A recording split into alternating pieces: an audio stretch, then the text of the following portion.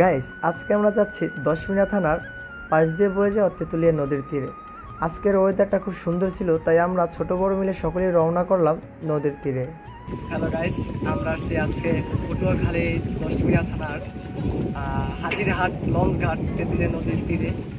তো এখানে মনোমুগ্ধকর পরিবেশ, আমরা সকলেই আসছি, এলাকার বা ছোটো বড় সকলে মিলিয়ে আসছি। তো আমরা চাচ্ছি যে এখানে স্থানীয় যারা আছে তাদের সাথে আমাদের তো অনুভূতি অনেক সুন্দর। তো এলাকার যারা এলাকার স্থানীয় তাদের অনুভূতিটা কেমন, আমরা চাচ্ছিলাম তাদের অনুভূতি। তোমার নাম কি? তো তোমার বাসা কি? ও আচ্ছা, তো আমরা তো অনেক দূর থেকে আসছি, তাই না? তো সেক্ষেত্রে তোমাদের তো নদীর পাশেই বাড়ি, তো তোমাদের অনুভূতি এরকম যে তোমরা কেমন জীবনযাপন করে নদীর পাশে, তোমাদের কেমন লাগে?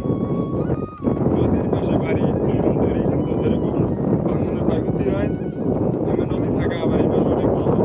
বিকেলবেলা গোসল দিতে হবে, প্রাকৃতিক সৌন্দর্য বলে মনমুগ্ধকর পরিবেশ। সো গাইস, আমরা সবাই নদীতে গোসল করে বাসার উদ্দেশ্যে রওনা হয়েছি। আজকের ব্লগ এ পর্যন্তই। সবাই সুস্থ থাকবেন, ভালো থাকবেন। খোদা হাফেজ।